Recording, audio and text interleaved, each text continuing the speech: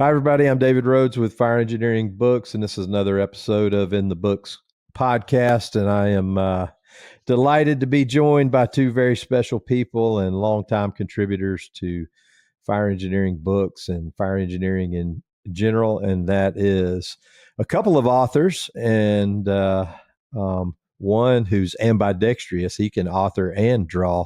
So it's great to have Frank Viscuso and Paul Combs with us today. How you doing, fellas? Good. Thanks for having us, Chief. Pretty good. Awesome. Be careful, because you said one that can write and draw, and then you announced my name first. I just want to clarify. Paul is the one who could draw. Yes, absolutely. Frank's being modest. He does have talent. He just doesn't show it. Can you draw as good as Gagliano? Which one of us? Frank. I think I might have him by an. I think we could take him. Yeah, I think we could take him. I think he'd take. Mike's improving though. Yeah, experience does matter.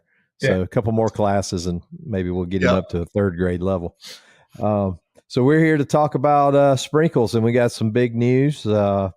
We've had Sprinkles and Sprinkles 2, and now we are getting ready for the release of Sprinkles 3.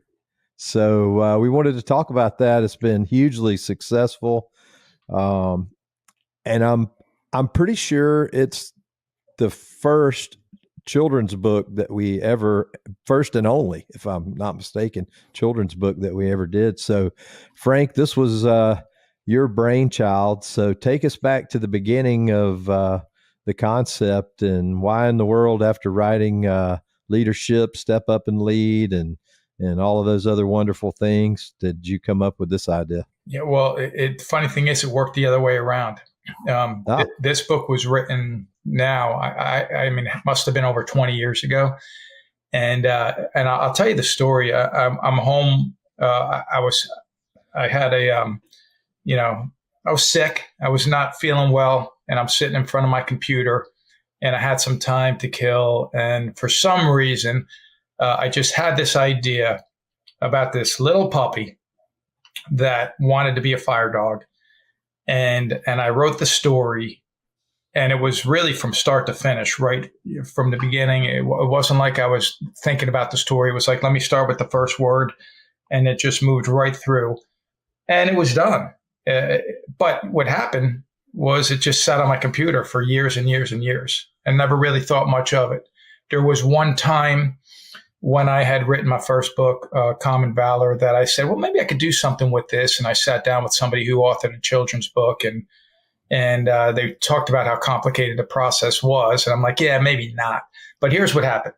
My family did this thing, David, where they take this PVC piping, probably about 6 feet long, and thick piece of piping, and they do a time capsule. And they throw all this stuff in the piping, pictures, video, VHS tapes from back in the day. And the whole idea was, we're going to pack this thing up and open it up in 15 or 20 years. And we'll just get a glimpse of what things were back then. But on the videotape, I remember, like, where do you think your life's going to be 10 years from now, 20 years from now? That was part of what we said on the videotape. So, we were really interested to see it. The day my family went, and by the way, when I wrote it, I was single. Now I'm married with young kids. But the day that my family went to open this thing up, I was working at the firehouse. I couldn't be there. So my wife calls me up and she says, the boys got something they want to show you when you get home. I said, okay. Now I'm really nervous because I have no idea what I put in that time capsule. So when I get home from work, I sit down, and they take it was folded up and wrinkled, and they hold it up. And my wife says, did you write this? And it's called Sprinkles the Fire Dog. I said, yeah, actually I did. She goes, can you read it to the boys? So they already read it and they love it. I said, sure. So I read it to the boys. And again, that was it. Didn't think too much of it. And then, because my kids were and they were young, they're going to school, I get called to be the mystery reader at one of their schools. And I just bring a typical book. I read a book to them. And then afterwards I said, hey, you want to hear another story? They said, yeah. And so I pull out that piece of paper. I read them Sprinkles the Fire Dog. And they really love the story. So now here I am. I'd written Step Up and Lead, Step Up Your Teamwork, Common Valor's published, Fireground Operational Guides, The Mentor. I have all these books out. I reach out to Paul Combs, and Paul, he was a good friend then. He's a great friend. He's a true brother now, but he was a really good friend then. I said, hey, Paul, have you ever thought about writing a children's book or illustrating a children's book? He goes, yeah, I thought about it, but, not really. I don't know if he really came up with the right story or if it was the right time. I said, well, I got something I'd like you to take a look at. And I sent it to him. And when I sent it to him, I'm really nervous of what I'm going to hear back, because this is honestly what I'm thinking, David. If it's not Paul, it's probably not going to get made, because it's definitely not going to be Mike. It's not going to be Mike. So, he came back to me, and he could probably tell you this part of the story. Originally, he says, I like it. I think I might want to do it. But it was a year probably passed by. And one of the things you asked me before we got on this, was there anyone else I considered? I actually called him at one point and I said, you know what? I feel like I need to get this thing done. And I don't think this is something that you want to do. And I want you to be okay with telling me that. So if not, are you okay if I look at another artist? And he was like, yeah, if you want to look for somebody, that's fine. And I was in contact with a few people, in all honesty, probably 6 or 7, and actually landed on one that I said, okay, this is one that I think we're going to do it with. And then, I got the message back from Paul, and he says, I want to do it. And Paul, if you don't mind me telling this part of the story. No, go ahead. I remember saying to him, why? What is it about that? I remember where I was. I was in a hotel lobby. I remember where I was, and I said, "What? Why do you want to do it?" He says, "The corner mutts.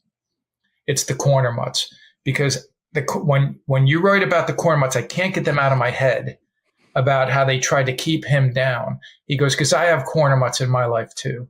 And then he said, "And sometimes the corner mutts aren't even other people. It's the limiting thoughts I have in my own head." And I said, "That's it.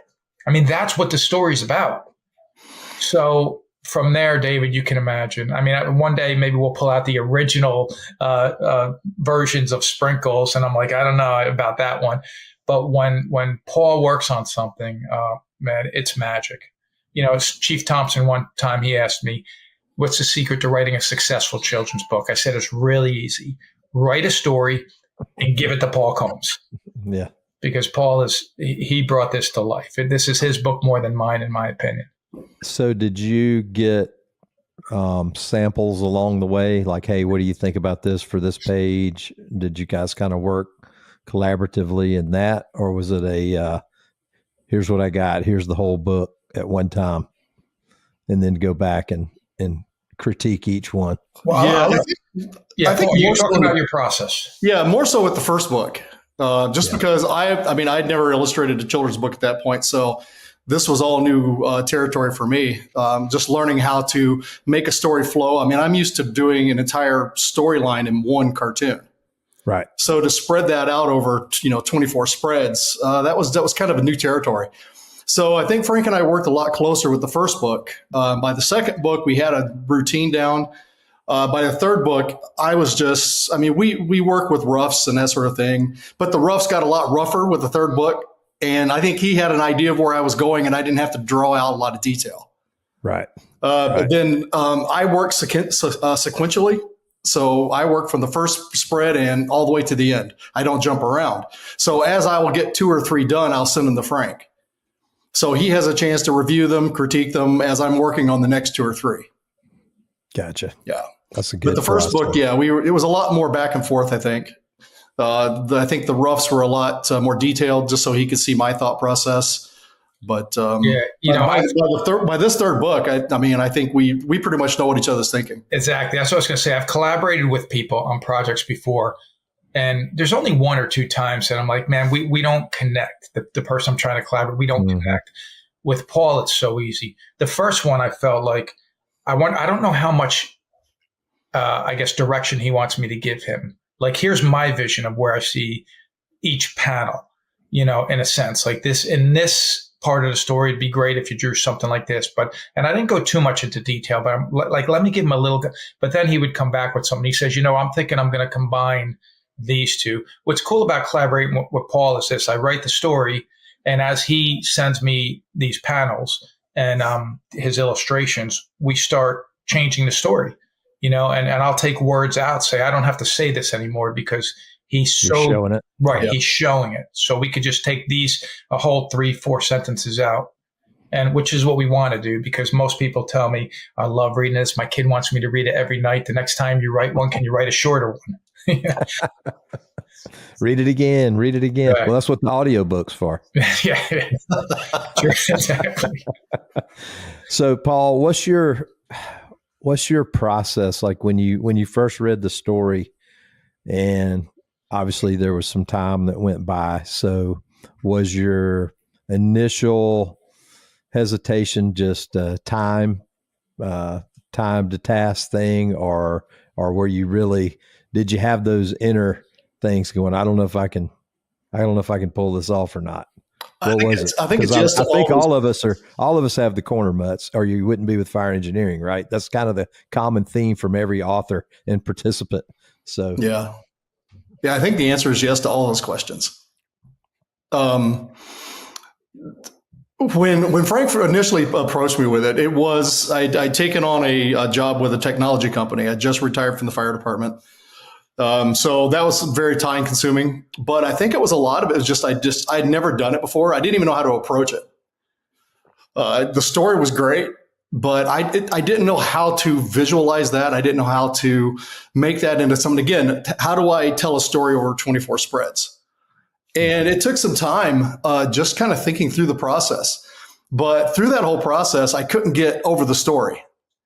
We talk about the mutts. The thing that just kept, and I, no pun intended, kept barking at me was, I hate bullies. I despise bullies. And the mutts was what drew me to this story. Sprinkles is inspirational, but I wanted to stick it to the mutts. Yeah. And then it was just, how do I want to go about illustrating this? I didn't want to just do something simplistic where, you see a lot of the children's books that are out there, the little polka dotted dog goes to the firehouse kind of thing. Right. I wanted to do something that was visually just as compelling as the story. Right. There's action. Draw in the you picture. in. Right. And then it was, how am I going to draw this spatially? And if you notice in a lot of the books, I take that perspective of the dog level. So when I'm taking a lot of my reference photos, my wife laughs at me, but a lot of those, I'm laying down in the middle of the street, getting that shot of that perspective so I can, transpose that over with, getting the dogs right. So I want you on the level of the dogs, especially with the first one, when the little puppy's in that big, big city. You see a little bit more of that. So the process, just kind of started that way. The first Sprinkles I drew him a lot older. A lot more realistic. And then I think the next one was I went full pendulum swing. I drew him really cartoony, like something out of SpongeBob, I think. And we still have all of these. And then I think lightning just kind of struck when I drew the current Sprinkles. And I think that was either the third or the fourth try. And Frank's like, that's it. That's the vision. Yeah. Perfect. Yeah. So Frank, tell us a little bit about the trilogy there. What's the hooks on each one of the stories as Sprinkle moves through life? Well, I'll tell you, the first one is all about, it's about him achieving his dream. It's about going after your dream and becoming, the fire dog. But what I think is great about it is I think the children and the parents that they're sitting down with, or when somebody's sitting down with a family member, first and foremost, the whole point for us was this. We talk a lot about a firefighter having a second family, right? We talk a lot about that. I say it in classes all the time. Lasky says, I hear people talk, your firefighter has two families. And family's a big word in our industry. And I think we want it to continue to be a big word. So for us, it was about, this is going to help us get quality family time. So number one's about achieving your dream. That's why we have questions at the end of the book. So after you read the story, you can sit down with that loved one and just, say, what are some of your dreams and how do you think you could achieve your dream? And because we have a story that shows how you got there. The second one is all about making a difference. So now you've achieved your dream. David, like both of you, you've reached, the highest level of success, in your careers, in multiple careers, really. Both of you have done that. but both of you have been very good at bringing other people with you. And that's what that whole second book is about. Now that you're here, are you truly successful if you're not going to help other people that you know you are capable of helping? And then the third one is working together. Now it's not just about helping people. Now we are a team. We have to keep working to be a team. And a situation happens where, now they have to put everything they're working for into play, and, I coach youth sports on the side. So that topic alone is something that I'm always kind of connected with, just like us in the fire service, teamwork. Right. So that's what it is. That's what the journey is. As far as, the fourth one, we haven't talked about that yet. Maybe it'll come to us pretty soon. Maybe we'll have it by midnight tonight. We'll have an idea. Sprinkles the teenage years. Yeah. Well, you know what? Now that's what's funny about it, because we're talking, and as we're talking, I'm going to pull something up. So eventually I'll find it, a picture of the original Sprinkles, because I think I have to show it to anybody that's watching this so they could see what he originally looked like. I'll get that out off my phone in a minute. But Paul, when he came back to me on the second one, he was much older on the second one. And, just kind of something didn't feel right about that. And he said, well, I figure we make him progress. I go, yeah, but think about it. We could tell so many stories with him still being young, trying to figure it out. Once he's older, I feel like I'm kind of losing that. And then we started saying, hey, think about it. Charlie Brown never grew up, right? Right. And you can keep telling stories with this character at this age, Mickey Mouse, Charlie Brown. And he's such a lovable little, puppy, little dog. So let's keep him there for a while. And maybe one day we will make him get older, but there's a lot of story from him. He's still learning about life. And because that's the audience we want to work with, these young kids that are, figuring things out for the first time. They have these feelings, challenges. They don't even know how to think about certain things. They don't know that it's okay to feel self-doubt.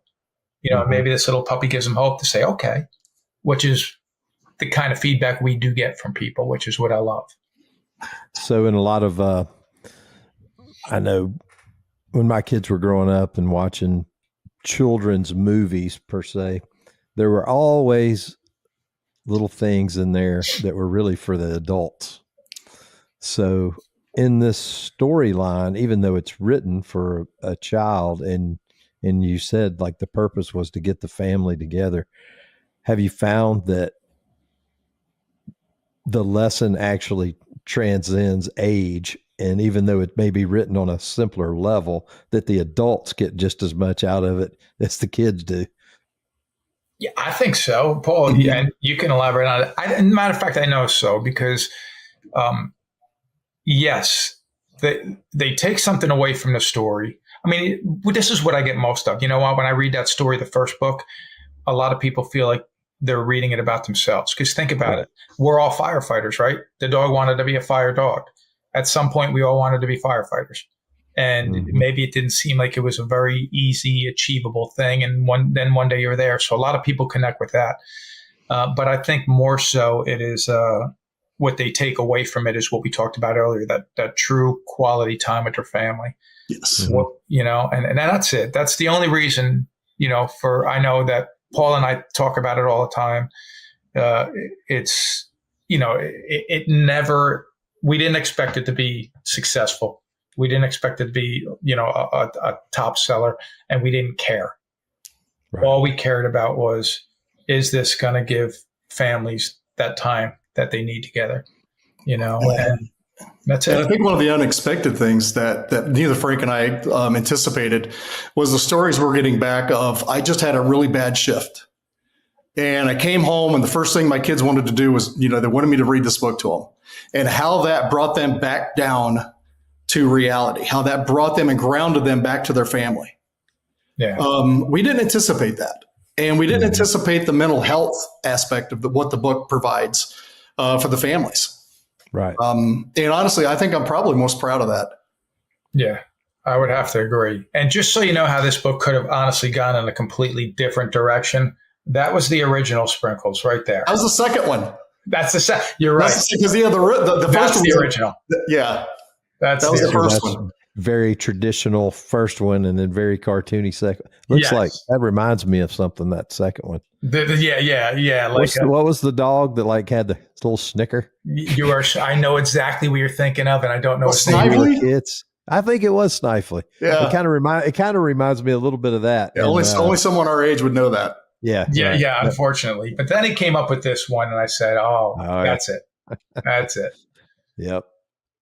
That's it. I sent it to my sisters. I sent it to my brother. I sent it to my wife. I'm like, look at this. And everybody's going, oh, he's adorable. Door number one, door number two. Well, David, listen, I'll tell you what, it's not been all joyful, because here's what happens. One day, this is just last year. I come home and my son now is 12 years old, my youngest. And he says to me, my wife says, Nicholas wrote an essay he wants you to read. I'm like, oh, really? That's great. He's got to be a writer. This is fantastic. I said, so you write an essay in school? No, he wrote it on his own. He sat down and wrote an essay on his own. This is amazing. So I see the essay, and it's called Our Missing Piece. All right, it's a catchy title. And he says, imagine your whole family leaves to go on vacation, or they leave for a baseball tournament, and they leave you home alone. That's how our dog Bodhi must feel. That's why I think our missing piece is another dog. And I said, oh, here we go. And I think that other dog should be a Dalmatian. I'm like, there's no way. So as I'm reading this thing, I'm like, yeah, I'm right now figuring out in my head exactly everything I need to do to tell this kid and break his heart. We are not getting another dog. We are not getting a Dalmatian. And, he goes on, he even puts a list of pros and cons. This is what he writes. The pros are, it'll give Bodhi a best friend. It'll teach me, Nicholas, it'll teach me more responsibility. It'll help this. He writes this. It'll help you promote your business and your book. I'm like, look at this kid. Like, he's a promoter. The cons, this was the cons. He wrote, there are no cons. It's perfect. So now, awesome. Right. And I tell him I say to my wife, I'm like, you read this, right? She's like, yeah. What did you think? I said, he's crazy. You told him we're not getting another dog, right? She goes, yeah, I told him that, Frank, but look at this. And she starts showing me pictures of Dalmatians. Look how cute. We can get this one. It's in Indiana. I could drive this weekend and pick him up. It's only like 8 hours away, Frank. I'm like, you're kidding me, right? So long and short of it is, yes, we have a Dalmatian at home. And its name is Sprinkles. Oh, my goodness. Which I regret, because that dog has torn my house apart. And at one point I looked at him, I said, you were supposed to be a fictional character. I called Paul. I said, I'm so grateful we did not write a book about alligators. But that kid's going places. Last time Frank's telling me that story, my wife wants to adopt a cat. Oh. And for those that don't know, Sprinkles 3 has a cat. And her name is Sydney. And the only reason that our adopted cat is not named Sydney is because we adopted a boy cat. Or we would have Sydney the cat tearing up our house. So that's great. Well, that kid is going to be a master. I don't know if the manipulator is the word, but he's got skills. So maybe he needs to be an attorney. You know what? He very well may be. Because he definitely has that ability. He's not a follower. He's a kid that kind of beats to his own drum, and he doesn't take no for an answer very easily.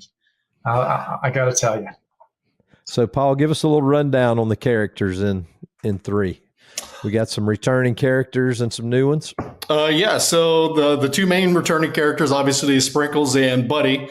The one mutt that in the second book he convinces to be a little bit more of a leadership role dog. And by the end of the second book, he becomes a police dog.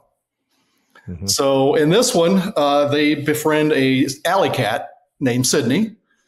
And that's where the story the thread starts to weave together, and they have to work together by the end of the book to save the other mutts. Outstanding. No, I don't want to give too much away there, but no, Sydney's the only real new character put into this. We've got a couple other little fringe characters that we've put in, but all the familiar faces are there. So I guess same question to you about the messaging to the adult, I guess it's impossible as an adult to draw without that influence. You're probably thinking, is there anything in any of them that is like a subtlety in there that maybe not everybody caught? Is there any hidden, can you turn it upside down and look in the mirror or play it backwards like the Beatles records? No, I don't think there's anything like that, other than the fact that I probably, as most illustrators would draw for children, I didn't really draw this for children. I drew a book that I wanted to read and that I wanted to illustrate. It just by chance, if it appealed to children, great. That's probably the backwards way of going about this. But I just knew that I wanted to draw something that was, again, very detailed, very bold. We've been told that the book is bold and masculine. We're okay with that. We need a little bit of that. That's whatever that means. We come from, and that's our niche culture. I mean, so I think it's going to appeal to that culture probably more so than would for folks outside the fire service. Even though we do believe that the message is there for outside the fire service, and that's something we're pursuing. Right. But there's nothing really subtle there. The one thing that we originally put in the book, there is something we took out. What's that? I'm sorry. There is something we should mention. Okay, well, hold on. So if you notice that in the cityscapes, the buildings have signs and that sort of stuff. And one of the things that we were going to do and that we pulled out at the very ending is that we were going to put some of our friends into the book. And we were going to have Galliano secondhand guitars. We were going to have a Villa's pizza. We were yes. Gotcha. We were going to put these type of things and just subtly put them into the scene. That's cool. And that's exactly what I was going to say. We wanted to incorporate our friends, and we even had, Ember had a different name, Yes, that's right. Ember was Duffy, and all our friends were, last night you had dinner with Jim Silvernail. He was in the book, and we're just like, well, let's, maybe we should stay away from doing that. But we still kept the stores that kind of represented them, like that secondhand, guitar store, that was for Galliano as an example. That's cool. Yeah. That's cool. So both of you are extremely busy. Paul, I know you're in the process of, what are you, a year in now, or maybe a little longer in your new studio? So tell us a little bit about that. Yeah. So a year ago, my wife and I purchased a 150-year-old home. It's iconic in this area. It was abandoned probably for 3 or 4 years. It was known for 30 plus years as Christmas Manor in this area. So it's this iconic home. We've loved this place ever since we've lived in this town. So we decided to go ahead and buy it. I was just looking for a new studio at the time. I had no intention of buying something that was going to turn into an art gallery. But that's kind of where life has just kind of led. And again, my wife and I said no to this probably 3 or 4 times. And every time we said no, something would step in our way that we knew that was the wrong answer, that we had to say yes. So here we are. We're a year in, still working at it. I've got glue all over my hands where I've been putting up ceiling tiles on 12-foot tall ceilings today. And we're hoping to have our grand opening by the end of the month. That's awesome. Awesome. And Frank, what you got going on? Just traveling and teaching, when I'm not coaching and being with my family, I'm traveling. I'll be heading to Lansing, Michigan tomorrow, actually, working 3 days with their fire department. And this is my busy time. I try to work schedules around what's important for our family. And this is it. I just love it. Trying to keep as busy as I can. I'm working on a new book on top of it. That's right. And maybe revitalizing another one for us, right? That's right. So we got a couple of projects in the works. For sure. All right. Well, Sprinkles 3, you want to hold that up again there? Yeah, is available for pre-order right now, just in time for the holidays. Great stocking stuffer and great family time. You can get the whole 3 series, but it's fun to see how this thing has sort of turned into all within the fire service anyway. It's like almost a cult classic already. Everybody's waiting to say, oh, okay, what's the third one going to be? And I have had that question: is Sprinkles ever going to grow up? And I said, hey, you know what? It's creative rights here, so who knows what the future holds, right? Yeah. Maybe he will grow up, and maybe he'll retire, and we'll have that. His life after the firehouse. Well, I think one other interesting fact before we go, you said you wrote that story all at one time, the original. Yeah. How long do you think it took you to write the original Sprinkles? Yeah.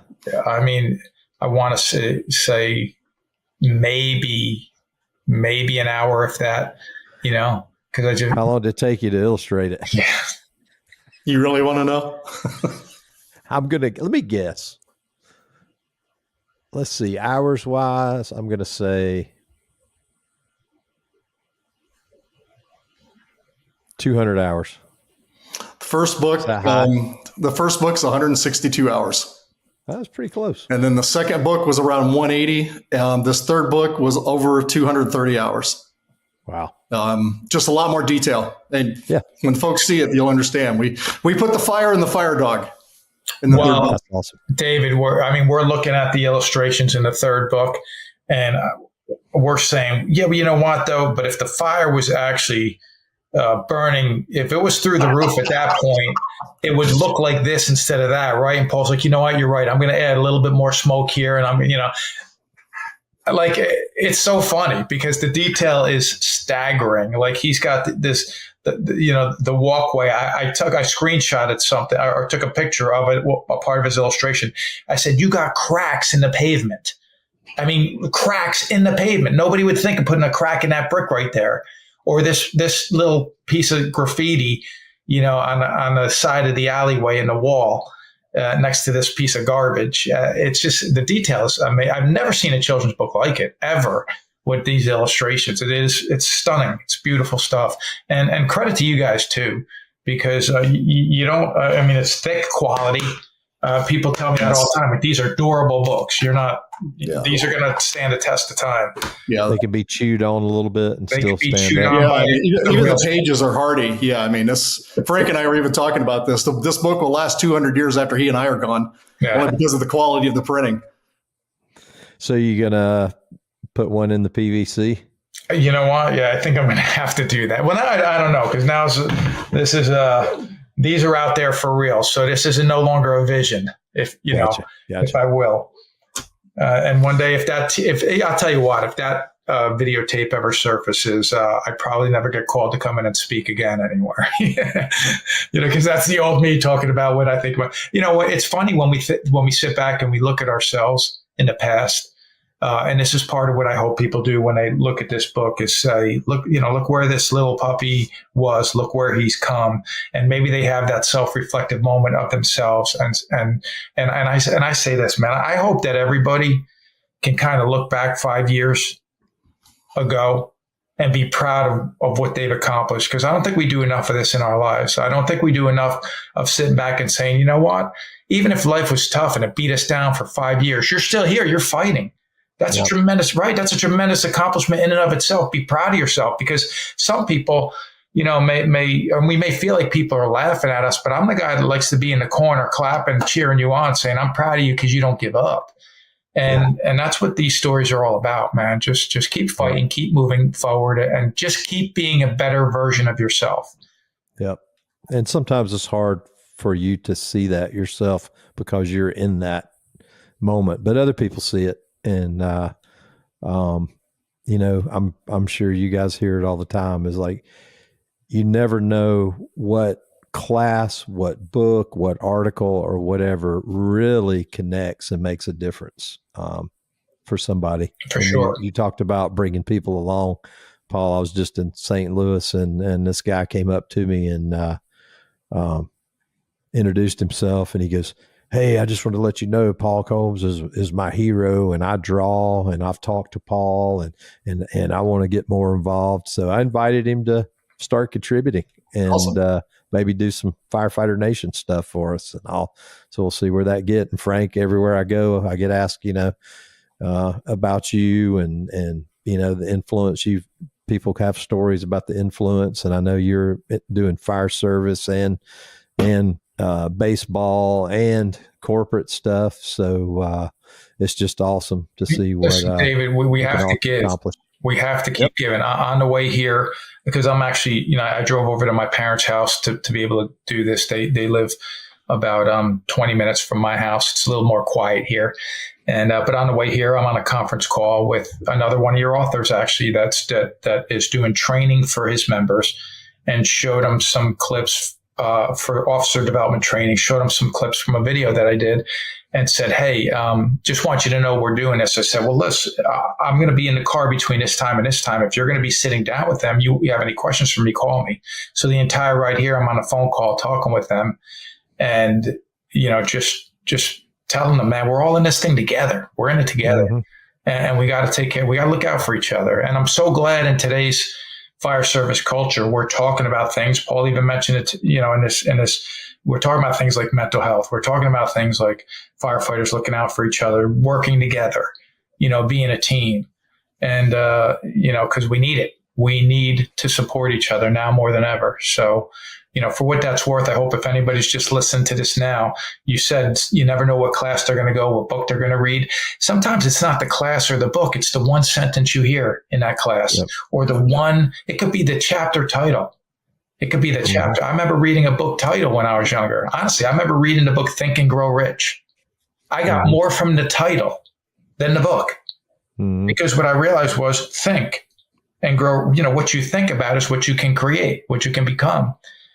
And I've spent my life kind of doing that, just trying to will things into existence. And I'm sure, look at Paul, look at the artwork on his wall. Everything in Paul's life starts here before it becomes real. And same thing with your success, David. And thank you for all that both of you have done and continue to do for the fire service.